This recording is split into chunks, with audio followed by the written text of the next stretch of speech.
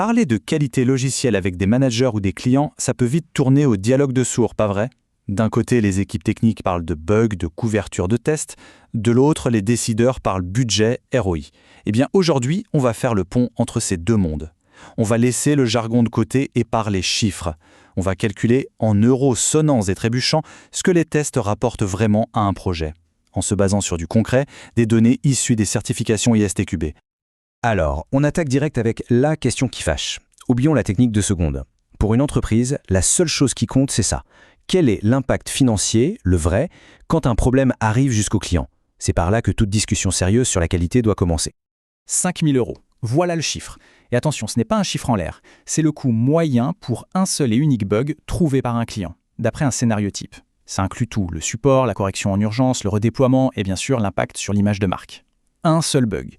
Maintenant, faites le calcul avec tous les problèmes qui pourraient passer à travers les mailles du filet, l'enjeu devient juste énorme. Il faut donc absolument voir plus loin que le bout du code. Une défaillance logicielle, ce n'est pas juste une erreur à corriger. C'est une fuite d'argent, souvent invisible au début, mais qui impacte directement la rentabilité.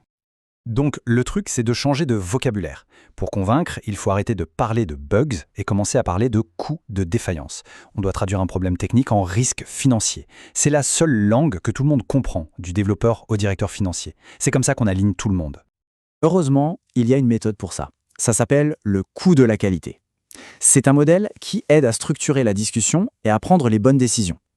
Où est-ce qu'on met l'argent pour éviter de grosses pertes plus tard? L'image est parfaite. Personne de sensé n'attend d'avoir une crise cardiaque pour se mettre à mieux manger. Pour un logiciel, c'est exactement pareil. Mettre un peu d'argent au début, en prévention et en détection, ça coûte beaucoup moins cher que de gérer une panne critique en pleine production. Les tests, en gros, c'est l'assurance santé de notre logiciel. La première catégorie, la plus intelligente, ce sont les coûts de prévention. Voyez ça comme les fondations d'une maison. Ce sont toutes les actions qu'on met en place pour empêcher les défauts d'apparaître. Bien former les équipes, améliorer les processus, s'assurer que les exigences sont claires avant même d'écrire une ligne de code. Chaque euro mis ici est, de très loin, le plus rentable. Ensuite, on a les coûts d'évaluation. Ça, c'est notre filet de sécurité. C'est là qu'on trouve la plupart des activités de test classiques. Les revues, l'exécution des scénarios, etc. L'objectif est simple, mais vital. Trouver les problèmes avant qu'ils ne sortent de chez nous. Maintenant, si notre filet de sécurité fonctionne et qu'on attrape un bug, on parle de coûts de défaillance interne. Ça correspond au temps passé à corriger, à retester et à l'impact sur le planning. Oui, ça a un coût, mais c'est un coût qu'on maîtrise. Ça reste en interne et comme on va le voir, c'est bien moins douloureux que l'autre option. Et là, on arrive dans la zone de danger. La catégorie la plus chère et la plus redoutée, les coûts de défaillance externe. C'est là qu'on retrouve notre fameux bug à 5 000 €. Et ce chiffre, ce n'est que la partie émergée de l'iceberg. Ça inclut le support client qui explose, la perte de confiance, les pénalités, bref, le cauchemar. Ce tableau, il rend tout ça très concret. Ces exemples viennent tout droit d'une question d'examen. On voit bien, la prévention, comme la formation, c'est un investissement en amont. L'évaluation, comme l'analyse de risque, c'est de la détection.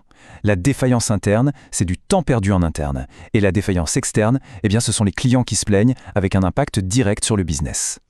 Bon, assez de théorie, on passe à la partie qui met tout le monde d'accord, les chiffres. On va prendre les données d'un autre scénario d'examen pour faire le calcul et voir la valeur réelle, quantifiable des tests.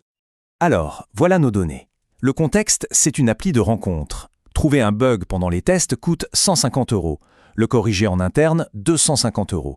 Mais si c'est le client qui le trouve, la facture grimpe à 5 000 €. Gardons bien ces chiffres en tête. Le calcul est d'une simplicité enfantine, regardez. Le coût, si on ne fait rien, c'est 5 000 €. Si nos tests attrapent le bug avant, le coût total est la somme de l'évaluation et de la correction interne, 150 plus 250, ça nous fait 400 €. La valeur ajoutée du test, c'est tout simplement la différence entre les deux. Et cette différence, la voilà, 4 600 €. C'est l'économie nette, pour chaque bug que l'équipe de test trouve avant qu'il n'arrive en production. Ce n'est pas une estimation, ce n'est pas une opinion, c'est un calcul. Cette phrase, qui est d'ailleurs la bonne réponse à la question de l'examen, elle résume tout. Chaque bug intercepté est une économie directe et massive. C'est la valeur brute du travail de test, exprimée en cash.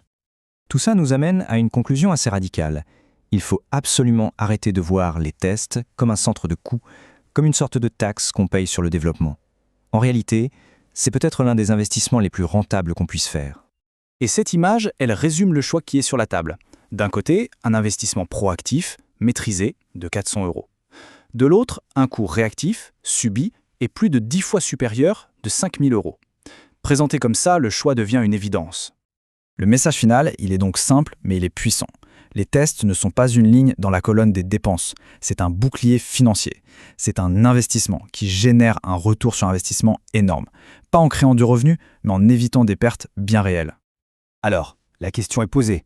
La prochaine fois qu'il y aura une discussion sur le budget des tests, sur la planification, la conversation portera-t-elle sur le coût des tests en cherchant à le réduire ou sur la valeur des tests en cherchant à l'optimiser?